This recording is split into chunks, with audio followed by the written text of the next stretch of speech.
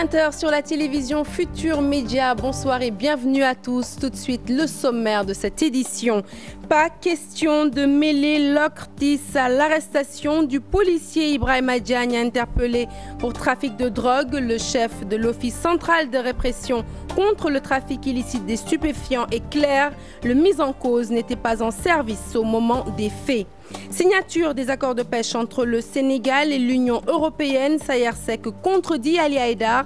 Le président du groupement des armateurs et industriels de la pêche reproche à son ministre de tutelle de jouer solo dans une affaire qui concerne tous les acteurs de la pêche. Ce 13 mai est célébrée la journée mondiale des infirmières au Sénégal.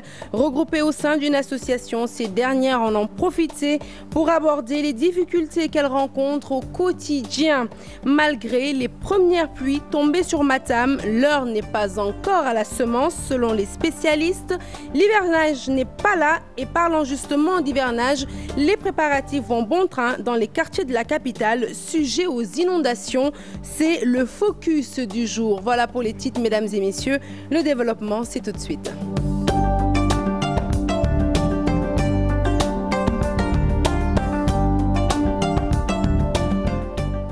Bonsoir Léa. Bonsoir Sarah. Rebonsoir à tous. À la une de ce journal, la police qui nie toute implication dans le trafic de drogue qui a conduit à l'arrestation d'un des leurs. Le mis en cause, Ibrahima Diagne, est agent de l'Office central de répression contre le trafic illicite des stupéfiants. Son arrestation a été confirmée par le commissaire Mame Seydou Ndour de l'Octrice. Il a tenu à souligner que l'agent n'était pas en service au moment des faits. L'Octrice faisait face à la presse. Compte rendu, Chérif Dia.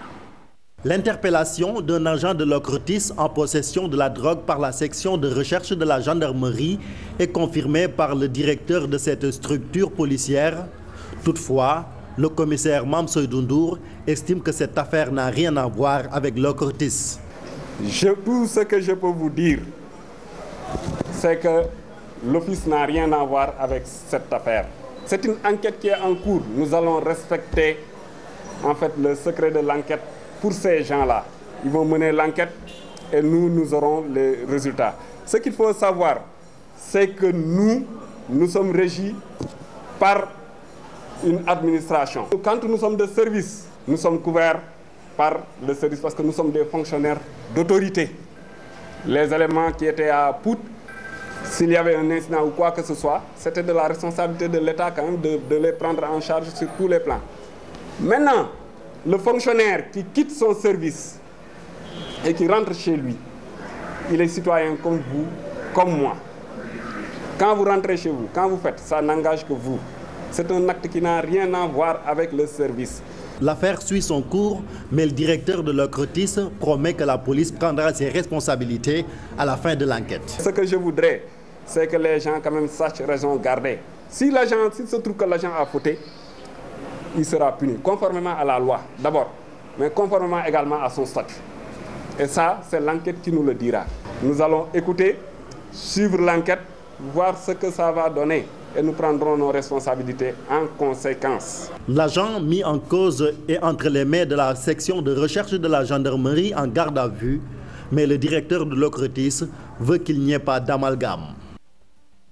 Justement, le directeur de l'Octis que vous venez de voir sur ces images s'exprimer en marge de la conférence de presse relative à la saisie par ces éléments d'1,10 tonne de chanvre indien.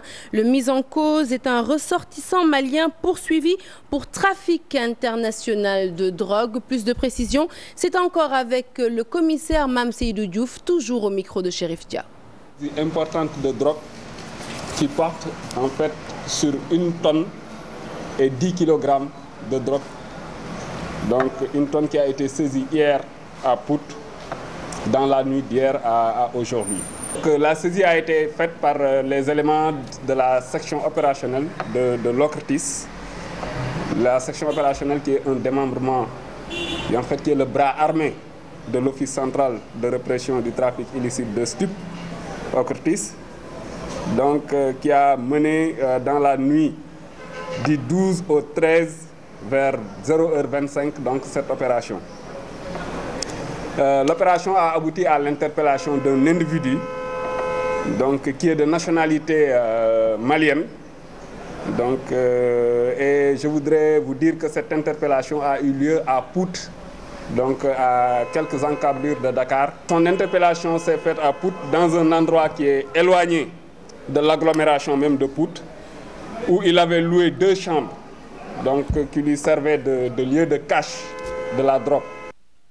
Signature des accords de pêche entre le Sénégal et l'Union européenne. Le GAIPES se dit indigné par la démarche du ministre de la Pêche, Ali Haïdar. Il lui reproche de faire cavalier seul dans une affaire qui concerne toute la corporation. Le président du groupement des armateurs et industriels de la pêche, CRSEC, a également battu en brèche la contrepartie financière évoquée par Ali Haïdar. Le GAIPES appelle le chef de l'État à ne pas signer ces accords. Il faisait face à la presse ce matin. Compte rendu, Aminata Mbaresso, Tierno Laurent Mendy. La polémique enfle à propos des accords de pêche signés entre l'Union européenne et le ministre de la Pêche. En conférence de presse, le groupement des armateurs et industriels de la pêche au Sénégal a démonté pièce par pièce le contenu des accords. Le ministre nous dit, d'abord il signe pour 5 ans, ce qui est toute une vie. Le gouvernement actuel du président Macky Sall n'a pas 5 ans de durée de vie. D'un point de vue des inscrits maritimes, on part de l'ancien accord qui était de 50% d'inscrits maritimes sénégalais au minimum et on est dans cet accord à 20% d'inscrits maritimes sénégalais ou ACP. Donc, ça peut être 0. CRSEC et ses camarades se disent indignés par la démarche du ministre de la Pêche. Ce que les Européens gagnent comme poisson est plus que ce qu'on donne aux Sénégalais. Les Européens peuvent gagner 100 milliards, le Sénégal n'a que 9 milliards ou 8 milliards. Autre point qui fâche ces industriels, la contrepartie financière évoquée par Ali Haïdar.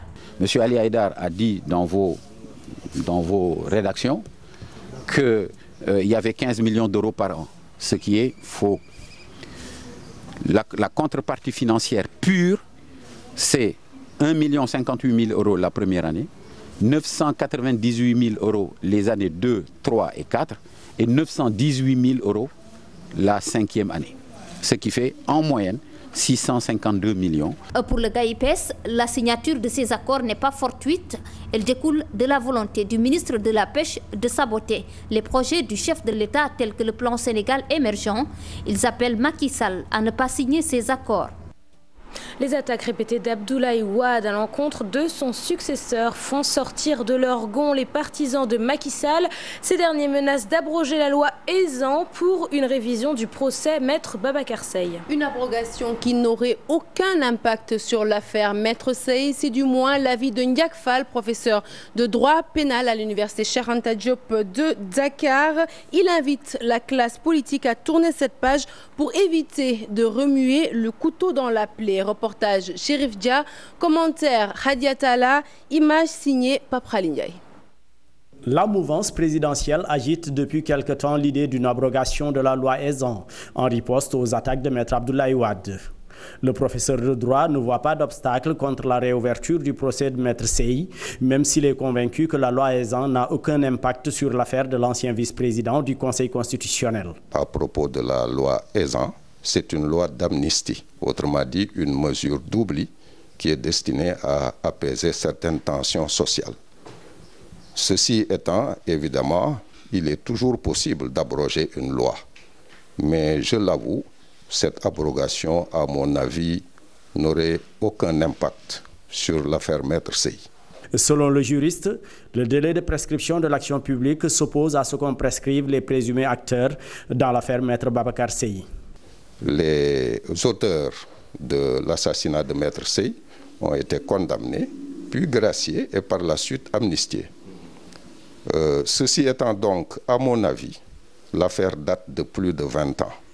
Même s'il y a abrogation de la loi Ezzan, il n'y a plus possibilité d'y revenir.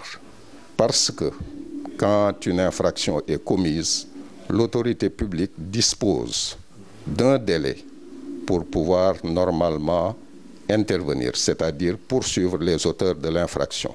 Le professeur Ndiak Fall juge inopportune la réouverture du procès de Maître Seye et invite la classe politique à tourner cette page. Pour l'affaire Maître Seye, je souhaiterais que l'on ferme définitivement cette affaire, que l'on s'interdise de rouvrir cette plaie, car cela ne profite à personne. La loi Ezzan, du nom du défunt député libéral, a été votée en 2005.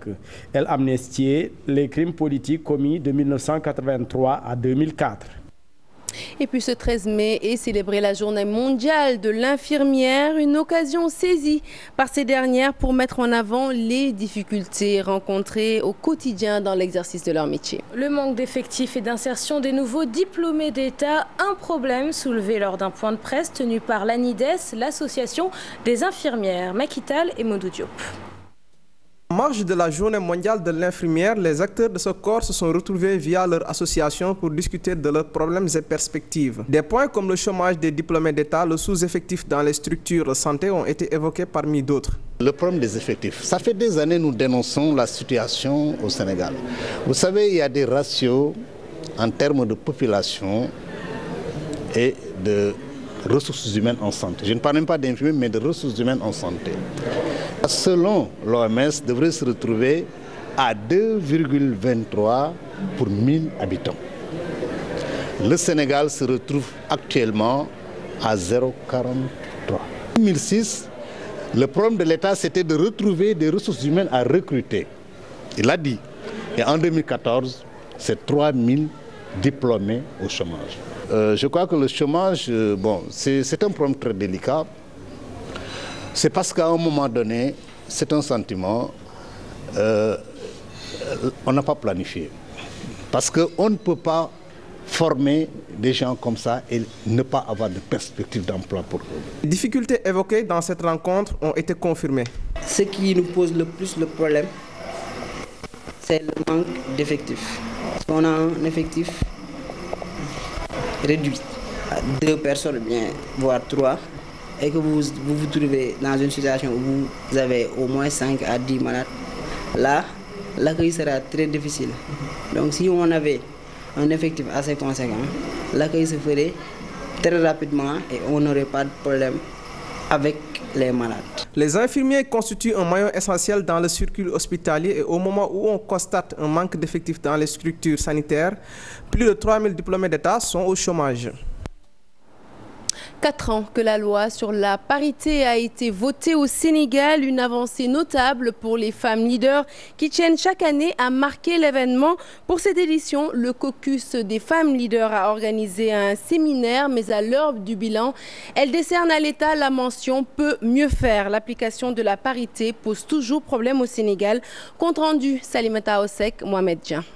L'application de la parité reste toujours lente au Sénégal. Après 4 ans de réflexion et de recherche, ces femmes veulent à travers ce séminaire alerter les décideurs. Les résultats sont extrêmement faibles.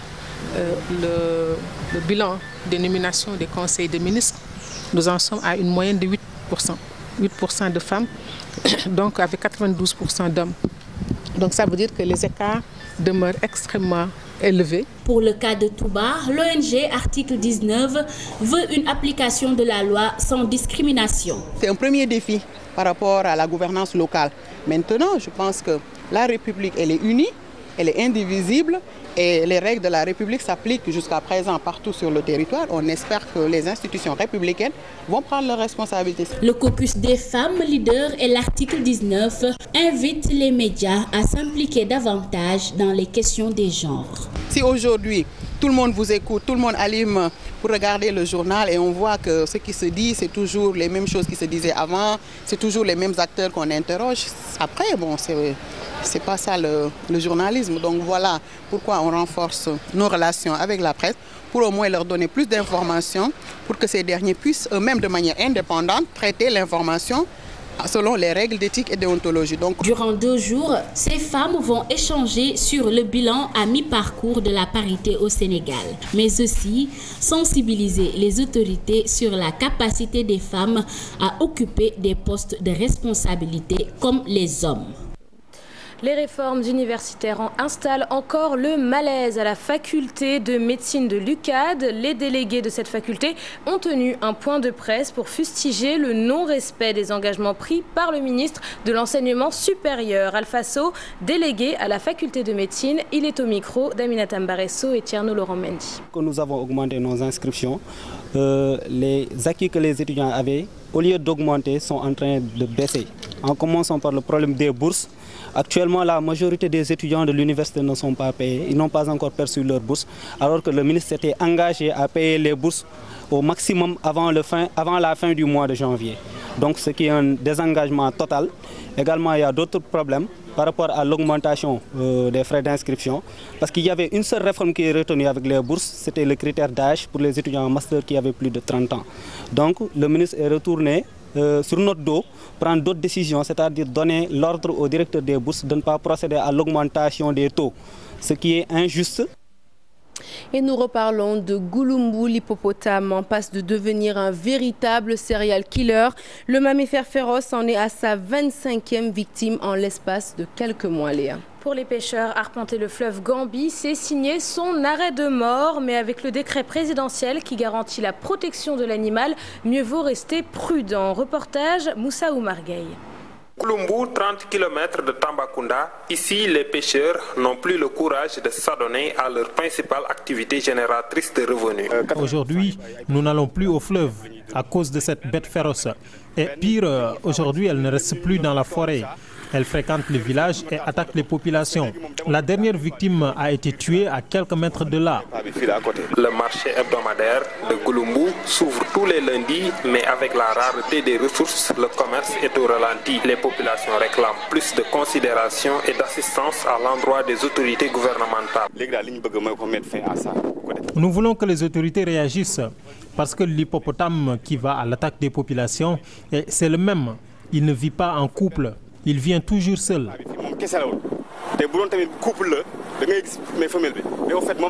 L'hippopotame de Gouloumbou, avec une série de tueries, alimente les débats. Mais les responsables de l'inspection régionale des eaux et forêts misent sur la sensibilisation. Quand il est en période de lutte, quand il est agressé, quand il est blessé, quand il est dérangé dans son milieu, l'animal charge.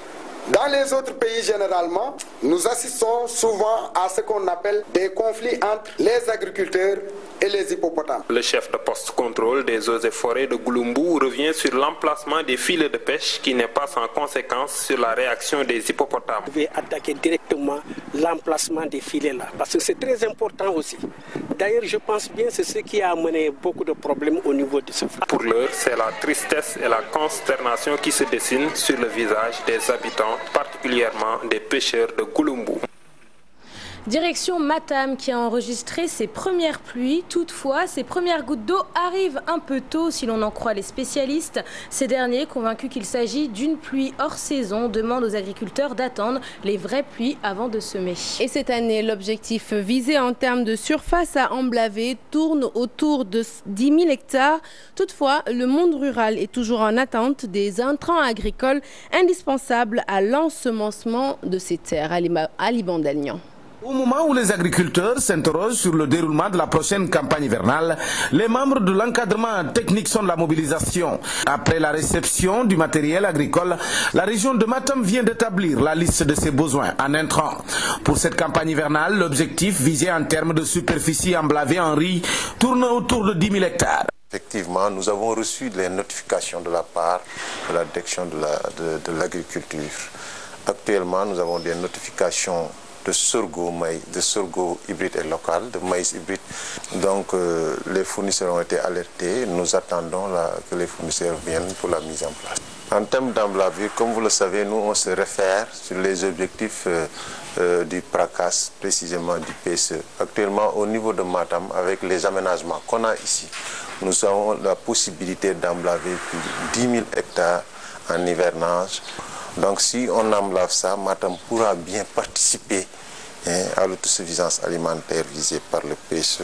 Avec les quelques gouttes de pluie enregistrées durant ces dernières 48 heures, les techniciens du développement rural appellent les agriculteurs à la prudence. La pluie qu'on vient de recevoir peut être considérée comme une pluie hors saison. C'est-à-dire, s'il y avait actuellement de l'oignon qui est séché en dehors, ça pouvait avoir des dégâts sur cet oignon. Actuellement, l'hivernage s'installe à Matam au plus tôt au début du mois de juillet. Nous conseillons aux producteurs de ne pas emblaver parce que l'hivernage n'a pas encore commencé à cette période. Plus hors saison ou début précoce de l'hivernage, les exploitants des terres de culture du Djeri, eux, commencent déjà les défrichages des champs. Avec cette forte canicule du moment, la pluie est véritablement la bienvenue à Matam. L'hivernage qui frappe donc à nos portes dans le sud du pays. Vous venez de le voir à Matam, en l'occurrence, les premières gouttes de pluie sont déjà tombées dans la région capitale. Vous le savez, l'arrivée de l'eau hante le sommeil des populations qui vivent dans des zones inondables, une situation à laquelle les autorités tentent d'apporter des solutions. Afin de réduire les inondations, l'Office national de l'assainissement s'active dans la mise en œuvre d'une opération pré-hivernage dans Dakar et sa banlieue. Comment le gouvernement va-t-il s'y prendre pour aborder cette période inévitable de l'année avec plus de sérénité? C'est le focus du jour. Fatima Thiam, Youssouba. L'opération pré-hivernage suit son cours. Les travaux d'exploitation des ouvrages d'assainissement des eaux usées et eaux pluviales ont connu une avancée considérable. Ces opérations consistent au curage du réseau d'évacuation des eaux pluviales et au nettoyage des batteries de grilles, c'est-à-dire les grilles qui sont sur la voirie. Bon, cette année, cette opération se passe à Dakar, dans la banlieue. Même si le coût de l'opération est élevé, l'ONAS veut faire de son mieux pour une bonne réussite de l'opération. C'est des opérations qui coûtent très cher parce qu'il s'agit d'effectuer le désensablement de toutes les conduites d'évacuation d'eau pluviale, où nous avons l'intrusion de beaucoup de déchets solides et de sable pendant l'hivernage et ensuite en saison sèche également. Une innovation de taille, remplacer le fer des égouts en plastique pour éviter les cas de vol. Les plaques sont volées systématiquement par les ferrailleurs. Pour contourner ce fait-là, on a eu à lancer un appel d'offres international pour acheter des plaques en composite. Ce n'est pas des plaques en métal, mais c'est du caoutchouc. C'est beaucoup différents produits qui ont été mélangés pour produire un caoutchouc qui est assez résistant et qui a été renforcé pour protéger notre réseau aux usées et aux pluviales. C'est un peu la méthode qu'on a trouvée pour dissuader maintenant les voleurs. L'Office national d'assainissement du Sénégal espère ainsi prendre les devants pour éviter aux Dakarois le spectre des inondations. Et parmi les quartiers les plus touchés par ces inondations, Grand Yoff, sur place, populations n'ont pas attendu l'ONAS pour réagir. Elles ont pris les devants pour parer à de probables inondations. Toutefois, il faut le signaler, les autorités ne sont pas restées inertes. Elles ont procédé à l'élargissement du canal d'évacuation des eaux pluviales, nous disent Ibrahima Kamara et Modou Diop. À quelques semaines de l'hivernage, le ciel menace. Les populations des bas-fonds de Dakar, telles que le quartier de Grand Yoff, se soucient d'éventuelles inondations. Il n'y a pas de tranquillité. Il n'y a pas de tranquillité parce que on a vécu pas mal de saisons hivernales. Bon, celle de l'année dernière et après en 2010 aussi. Vraiment, ça nous a vraiment donné un trop de souffrance jusqu'à présent. Il y a le stress qui s'installe. Lorsque l'hivernage arrive, on ne dort pas, nous avons peur de jour comme de nuit. C'est ce que nous vivons. Les inondations des dernières années hantent encore le sommeil des habitants. Le renforcement de la capacité de ce canal d'évacuation des eaux pluviales rassure peu. Le bassin, ils ont amélioré la capacité du bassin de 2 autres pompes. Ça fait 5. Et aussi le curage de la zone de captage. Ma maison est tombée. Il y a des morts d'enfants. Bon, c'est catastrophique quand même. Nous avons bon espoir que le bassin nous aidera cette année à éviter des inondations, vraiment. Les jeunes se préparent en évidence. On prépare, on prend les briques là pour mettre devant les portes, tout ça. Mais quand même aussi, même quand l'eau vient, ça rentre aussi. Mais pour l'instant, on ne sait pas d'abord. Faute de disposer d'un plan directeur d'assainissement et d'un plan directeur d'urbanisme actualisé, l'exode rural, l'urbanisation galopante mal contrôlée et les habitations dans les zones non édificantes sont autant de maux liés au phénomène des inondations. Et nous quittons Grand Yoff pour la commune Fan.e Amitié. Sur place, même constat, les dispositions sont prises par les autorités locales pour faciliter l'évacuation des eaux usées. Curer le canal 4, une priorité pour épargner les populations des moustiques et de l'insalubrité. Le premier magistrat de la collectivité locale annonce en outre la réhabilitation de l'ouvrage avec des infrastructures modernes. Hadi Atala, Younous Diata. Le canal 4 est-il devenu un dépotoir de déchets solides? Des ordures obstruent l'évacuation des eaux usées, une situation qui inquiète les riverains à quelques semaines de l'hivernage. Selon l'édile de la commune, bientôt les opérations pré-hivernales vont être lancées.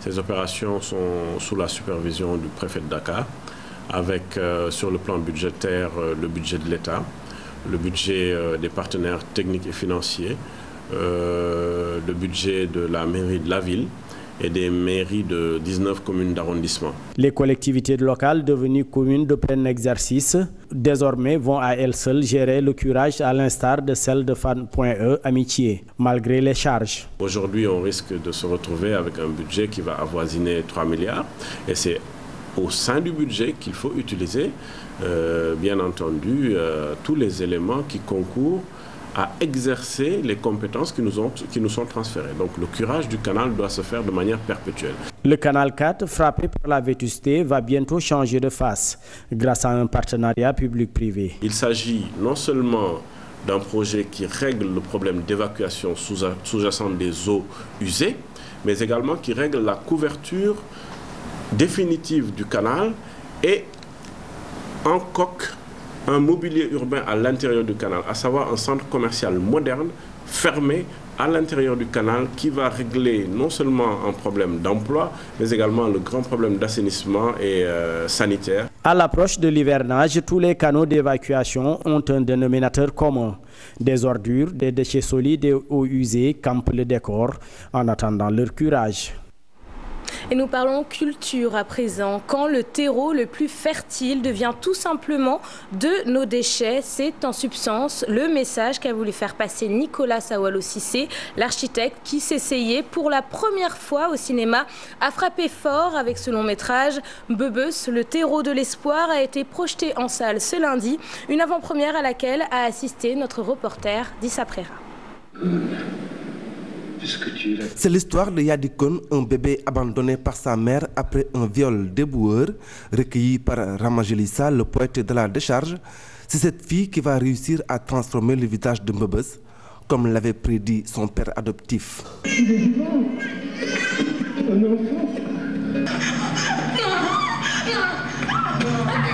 Alors notre pépinière. Jusqu'au jour où sur ces mêmes collines, ils rencontrèrent le tout, que la guêpe peut être une amie et que la fleur accepte qu'on la touche.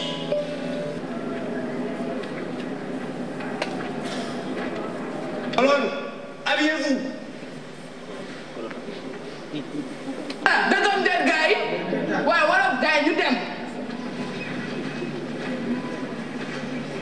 Filmé dans le décor naturel de Mbebes, la trame du film repose encore le débat sur la prise en charge de cette poudrière écologique. In fine, le viol, l'amour, la tolérance, le travail des enfants y sont traités. C'est une bombe écologique, Mbebes c'est une poudrière.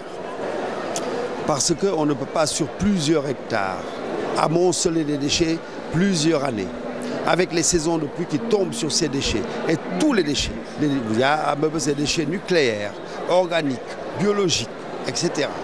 Tous ces déchets, naturellement, rentrent sous terre, atteignent la nappe phréatique. Et c'est cette nappe phréatique qui va dans le milieu marin, n'est-ce pas, dans le milieu lacustre, dans le milieu fluvial et qui va dans le milieu terrestre. Donc, c'est la raison pour laquelle Mbebes est une poudrière.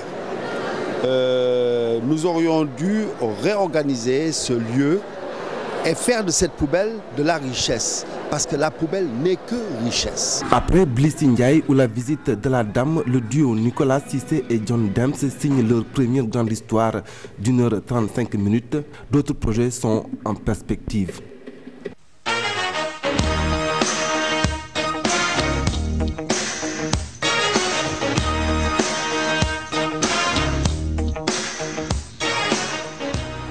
Du rugby pour ouvrir cette page des sports avec toi Léa. Tout à fait Sarah, la Fédération sénégalaise de rugby et son homologue française travaillent sur l'élaboration d'une coopération entre les deux pays. Le président de l'instance dirigeante de la balle ovale en France était dans l'assistance de la finale de la Coupe du Sénégal de rugby. Reportage, Chersadi Diarra, Chertidiane Diao et Papraline Ndiaye. Le rugby sénégalais espère bénéficier de l'expertise des formateurs français pour ses pratiquants.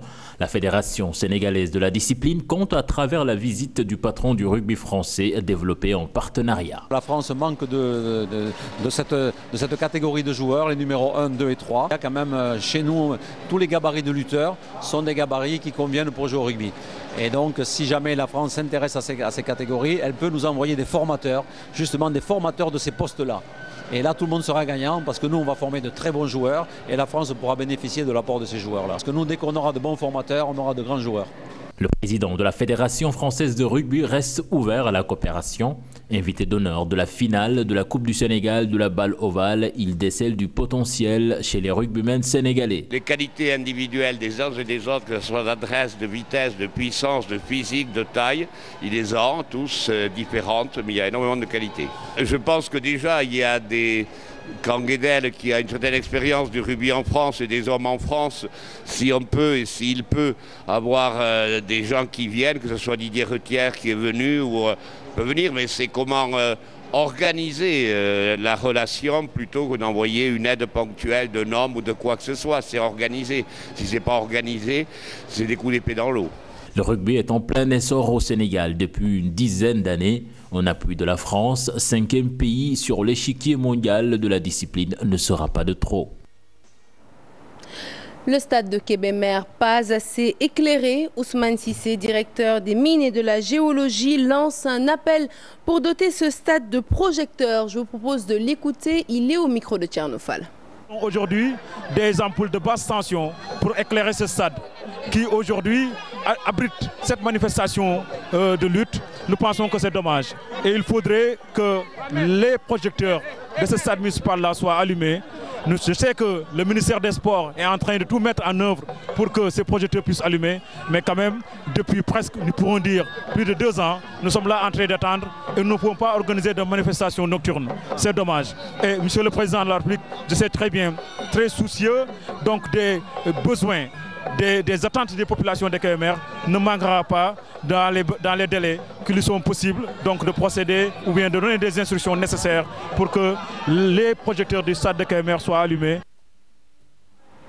Voilà qui met fin à cette édition. Merci de l'avoir suivi. Prochain rendez-vous d'information, le 0h, présenté par Chertidiane Diao.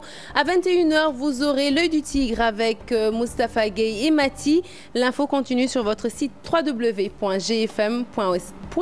Merci Léa. Merci Sarah. Merci à tous et agréable soirée sur notre antenne. À demain. Merci.